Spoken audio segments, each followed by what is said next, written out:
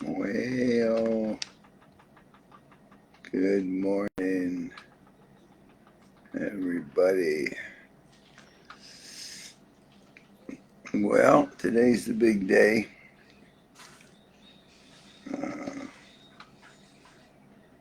So we're going in first thing for a procedure, and hopefully that'll be a blessing. So I was going to continue on with the seeking the face of God.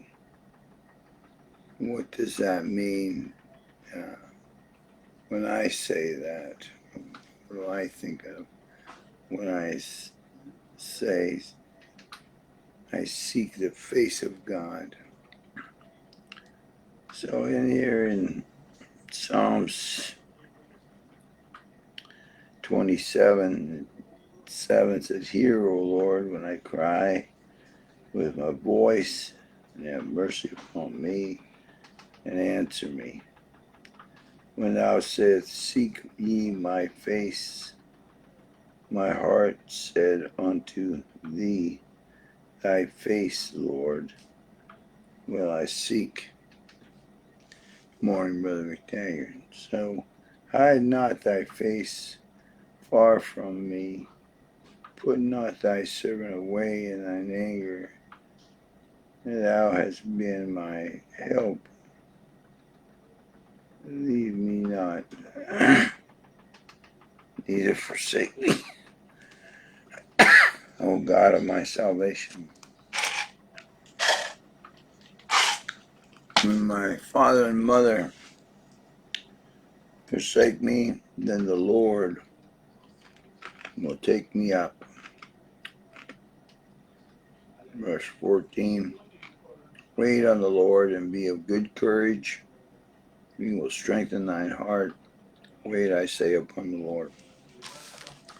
So, yesterday we got, good morning, Brother Dwayne, we got as far as the spirit of counsel in seeking the face of God.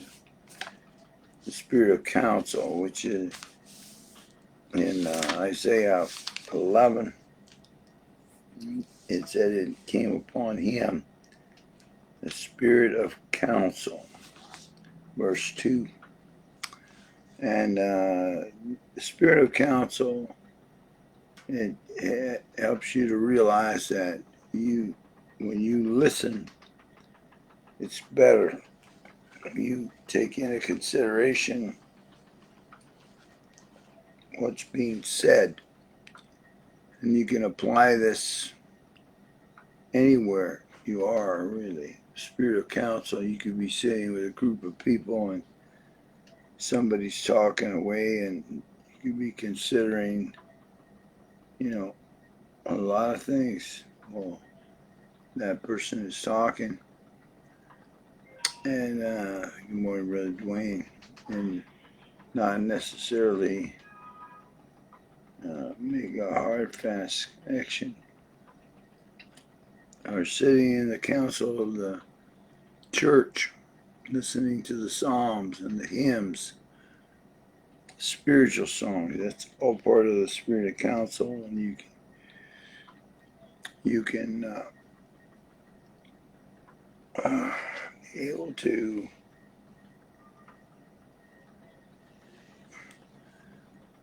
sit down in the kingdom and consider what's going on and what's happening, what's moving, watch.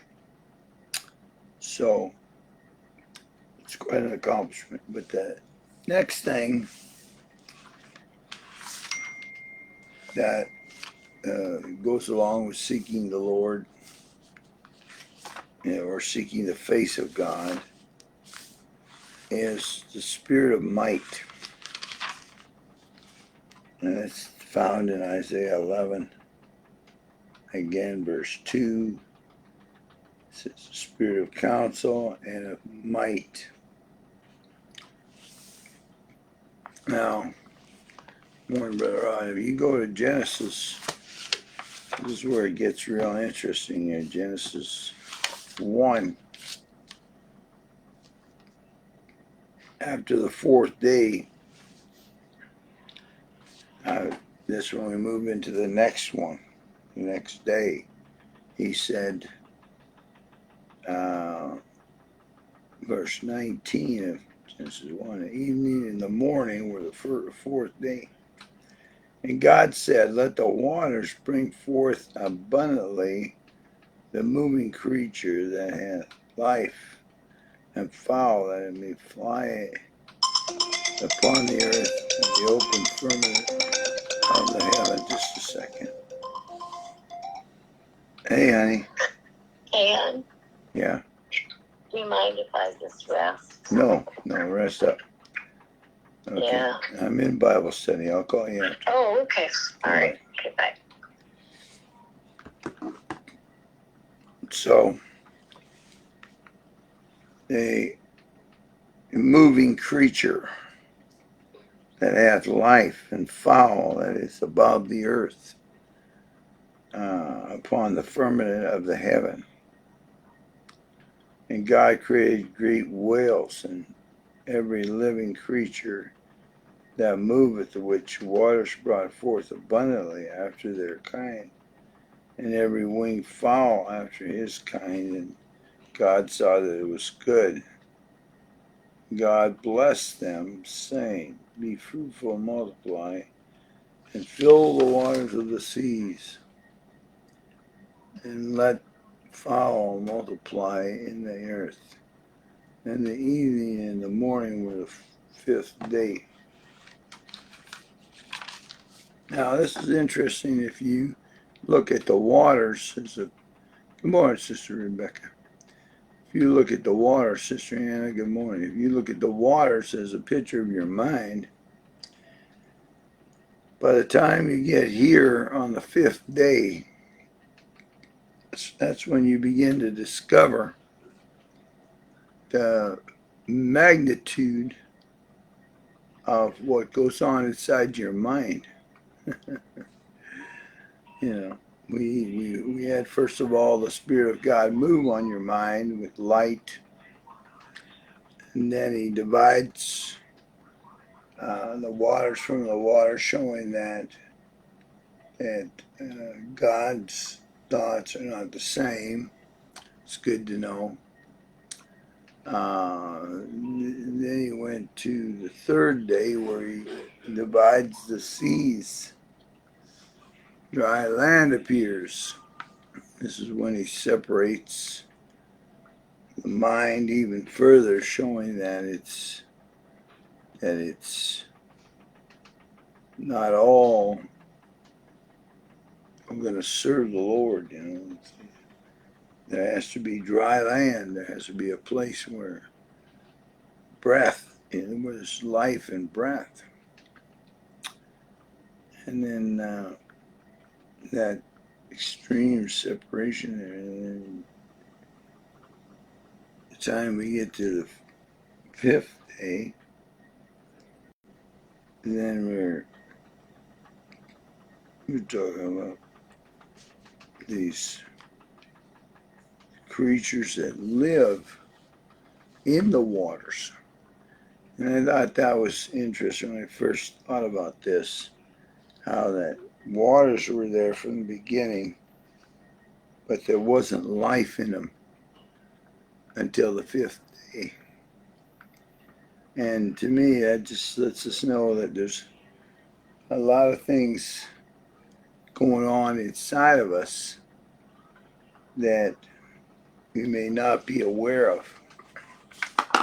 You know, ideas and thoughts and, you know, understanding motives and why we do what we do, why people do what they do. And David said something in Psalms 13 that's meant a lot to me over the years. And it goes, consider and hear me, verse 3, O Lord my God, lighten mine eyes, lest I sleep the sleep of death. Now, what I would say, the sleep of death would be to be carnally minded. So instead of moving forward and seeking the face of God in the spirit of might, we're still living back there and not really analyzing things correctly, where we can see error of our own ways. We can understand why we do what we do, why people do what they do, and actually move into a place where we might be able to help them. One of the things you got to have, I think, by the time you get over here, is you got to be sincere. And I'd read a couple of verses on that. You have to be sincere, because otherwise everything belongs to everybody else. Somebody made you do it. You did it.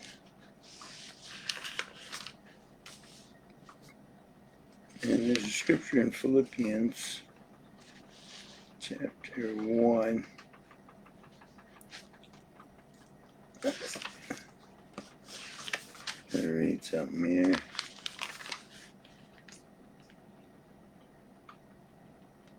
All right, in verse 9 it says, and this I pray, that your love may abound in more and more in knowledge and in all judgment. So being able to see these things working in ourselves and in others, that you may approve things that are excellent, that you may be sincere and without offense till the day of Christ.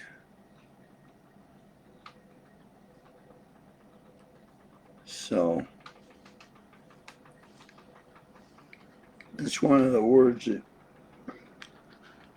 you have to have in order to really come into this, is sincerity. You got to be honest with yourself.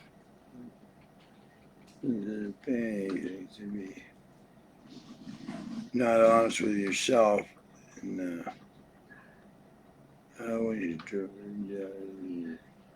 dealing with my case for sure. Paul said, verse 15, Philippians 1 says, some indeed preach Christ, even of envy. Oh, hi, come on in. Good morning. Is it alright if I come in and clean? Yeah, I'm just doing a Bible study. Okay. So he said, some indeed preach Christ, even of envy and strife, and some also of goodwill. The one preached Christ of contention, not sincerely, not being sincere about it.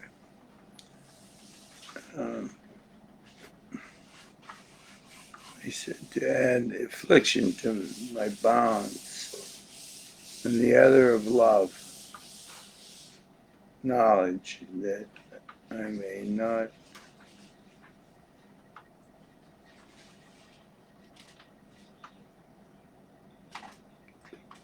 I am set for the defense of the doctrine, or the gospel. Yeah. So sincerity is important to be able to go forward and seek God's face. Paul said,